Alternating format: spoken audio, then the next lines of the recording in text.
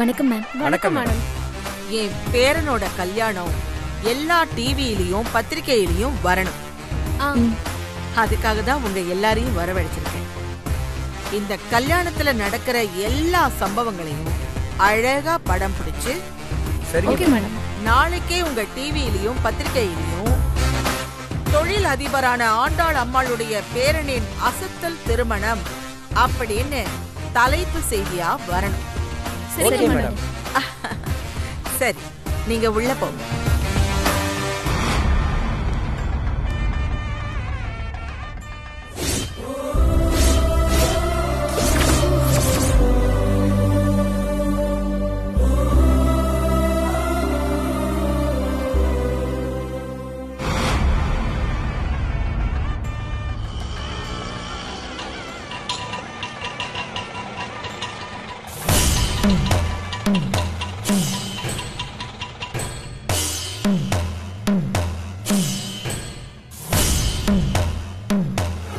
இத பாருங்க, நீங்க என்னதான் முயற்சி எடுத்தாலும் இவங்களை ஒண்ணு சேர்த்து வைக்கவே முடியாது. இந்த கல்யாணத்தையும் நடத்தி காட்டுற.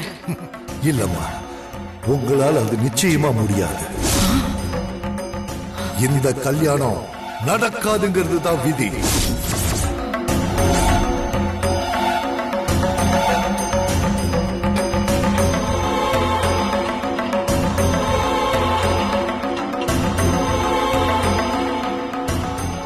வணக்கம் ஆண்டாளம்.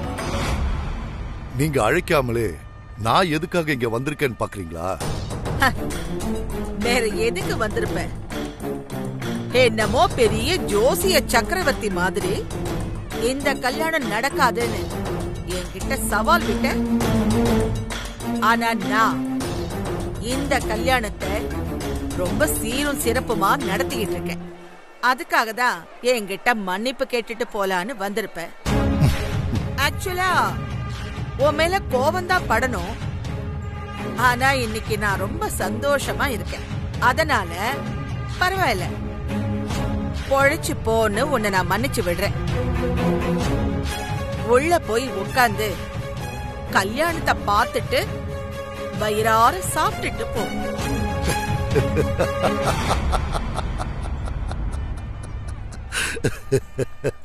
எதுக்கு சிரிக்கிற?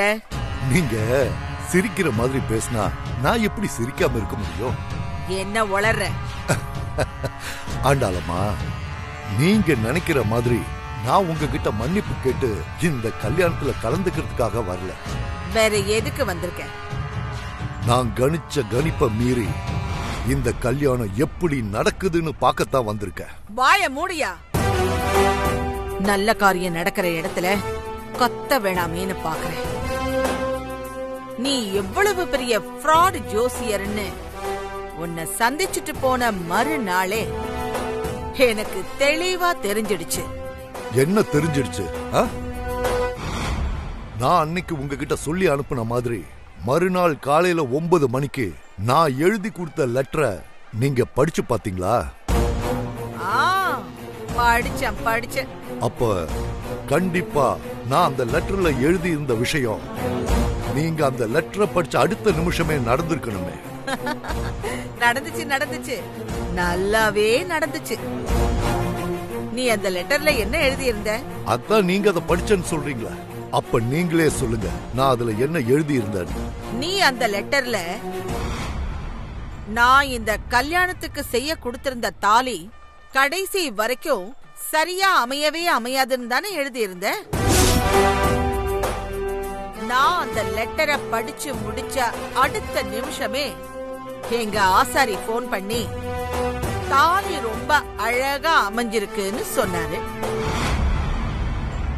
சொன்னது மட்டும் இல்ல, அன்னைக்கு சாயந்தரமே எங்க வீட்டுக்கு வந்து தாலிய என் கையில கொடுத்துட்டும் போயிட்டாரு. அவர் சொன்ன மாதிரியே தாலி ரொம்ப அழகா இருந்துச்சு. இன்னும் கொஞ்ச நேரத்துல என் பேர அந்த தாலியத்தான் தென்றல் கழுத்துல கட்ட போறான்.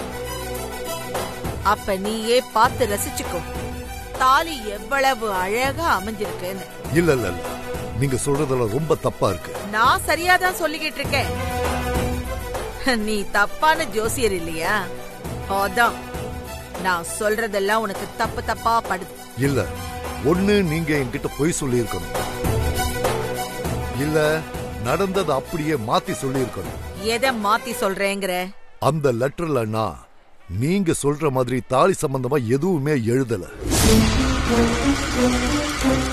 பின்ன அந்த லெட்டர்ல உங்களோட நீண்ட நாள் எதிரி உங்களை விரைவில் தொடர்பு கொள்ளுவாங்கன்னு தான் நான் எழுதியிருக்கேன்.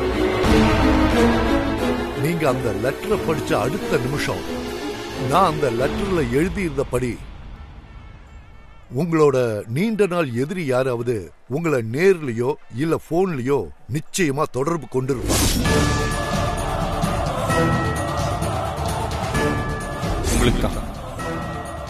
யார்கிட்ட இருந்து தெரியல பாட்டி. பிரம்மா ட்ரெஸ் ஆண்டாள், 25 வருஷத்துக்கு முன்னாடி நீ எனக்கு பண்ண அநியாயத்துக்கு பதில் சொல்ல வேண்டிய காலம் வந்துருச்சு. இதுவரைக்கும் நீ ஆடின ஆட்டம் எல்லாம் மொத்தமா அடங்க போறதுக்கான நேரம் வந்துருச்சு. இனிமே உன்னோட சாம்ராஜ்யம் அத்தனையும் மொத்தமா உன் கண்ணு முன்னாடியே சரிய போகுது. இப்படிக்கு உன்னால் பாதிக்கப்பட்ட பல பெண்களில் ஒருத்தி.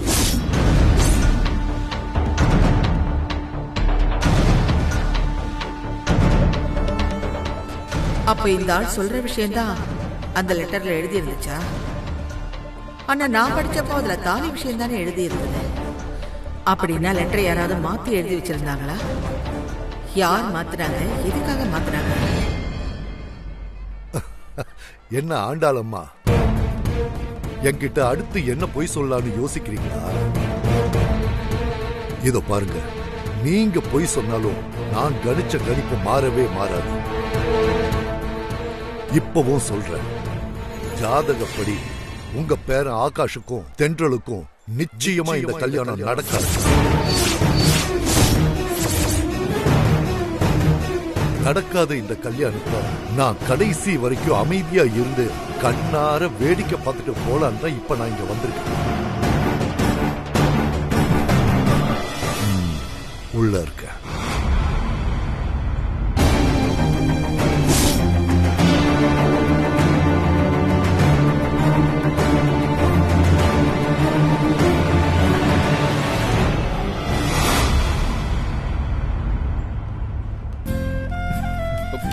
Hi bro. என்ன இவ்வளவு நேரம் எங்க போயிருந்த? சும்மா இங்க பக்கத்துல தான் போயிருந்தேன். என்னது இது இன்னும் பழைய ட்ரெஸ்ல இருக்க? நான் கொடுத்த புது ட்ரெஸ் எங்க? அது வீட்ல மறந்து வச்சுட்டு வந்துட்டேன். நீ இப்படி எல்லாம் பண்ணுவேன்னு எனக்கு நல்லா தெரியும். ஒரு நிமிஷம் இரு.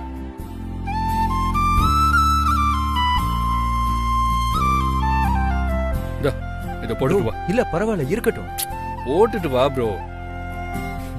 ஓ, ரெடி ஆயிட்டு வா.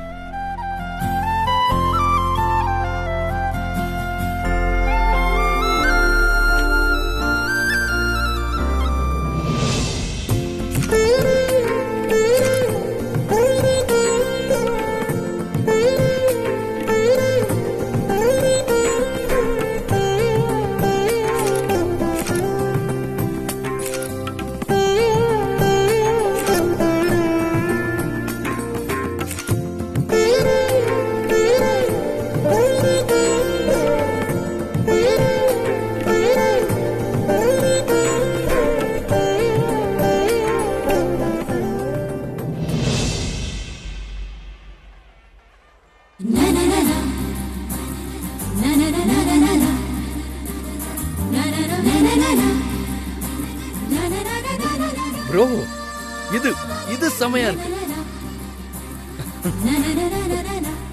நீங்க ரெடியாங்க ப்ரோ. சரி, ஒரு 10 minutes.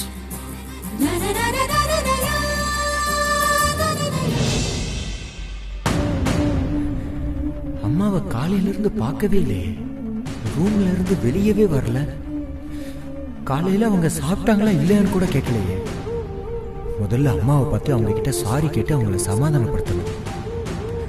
ப்ரோ, நீங்க ரெடி ஆயிட்டுருங்க. இதோ ஒரு 10 நிமிஷத்துல வந்துடுறேன். சரி.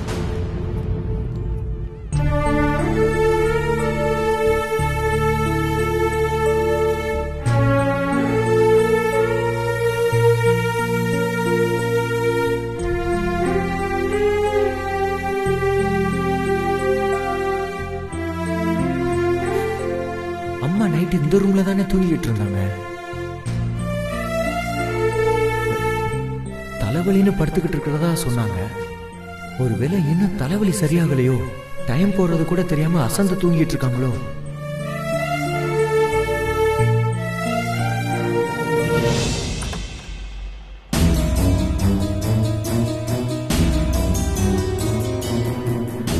நைட்டு அம்மா அந்த ரூம்ல தானே இருந்தாங்க. எங்க போனாங்க?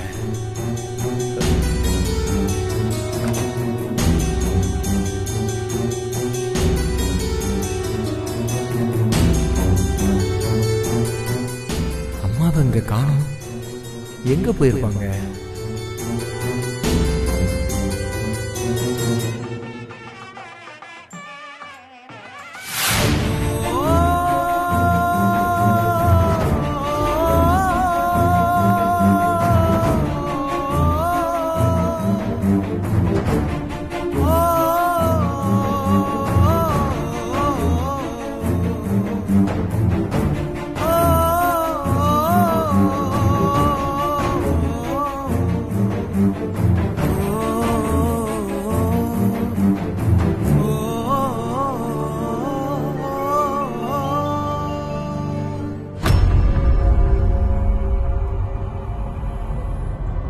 மாப்பிள்ளை அடிச்சுன்னு வாங்க.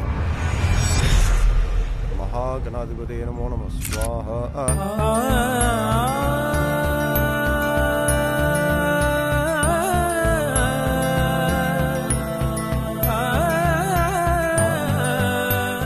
இவன் வேற அடிக்கடி வந்து வெறுப்பேத்திக்கிட்டு இருக்கான். சிறுத்தை, சித்து எங்கேயும் காணோம். எங்க போயிட்டான்? இங்கதான் இருப்பான். நீங்க போங்க, நான் அவனை தேடி கூப்பிட்டு வரேன்.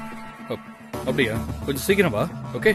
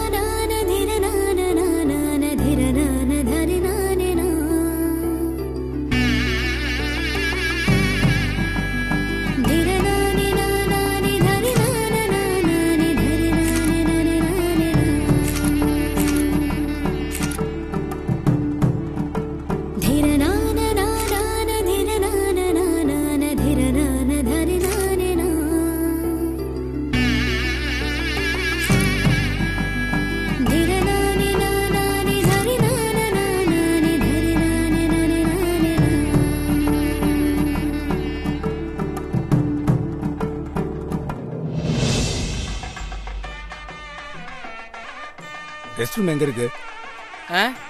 நேரா போய் ரைட்ல திரும்பு. மேல ரெஸ்ட் ரூம் போட்டிருக்கோம், அதான் ரெஸ்ட் ரூம். போ.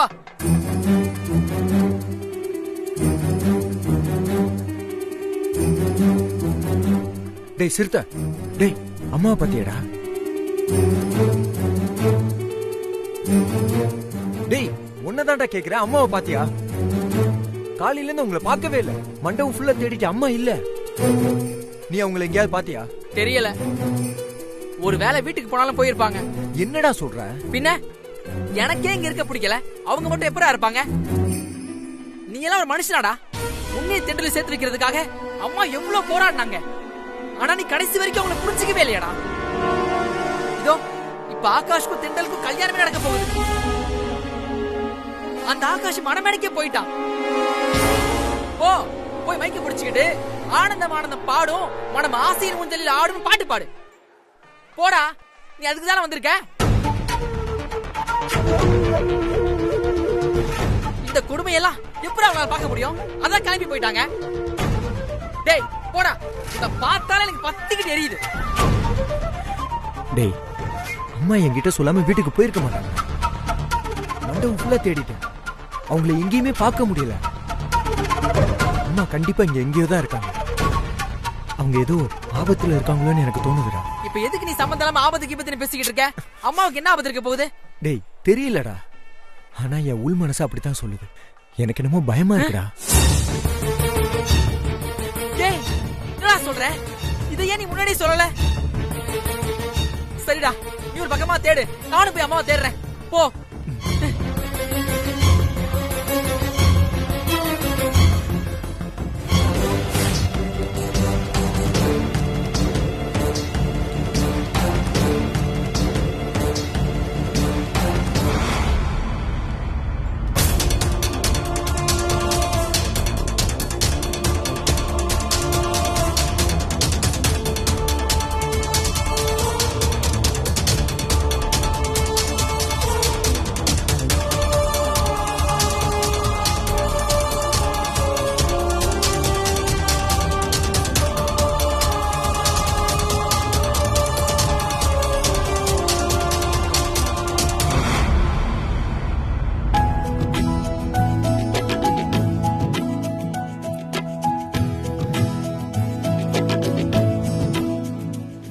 அக்கா, இன்னைக்கு நீ ரொம்ப அழகா இருக்க.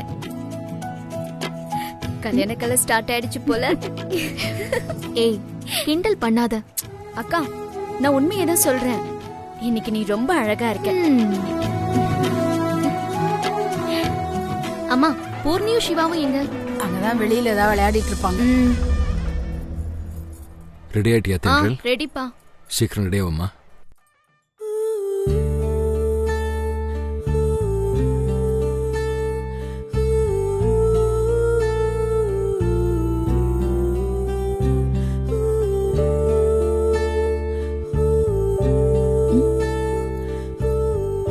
அப்பா,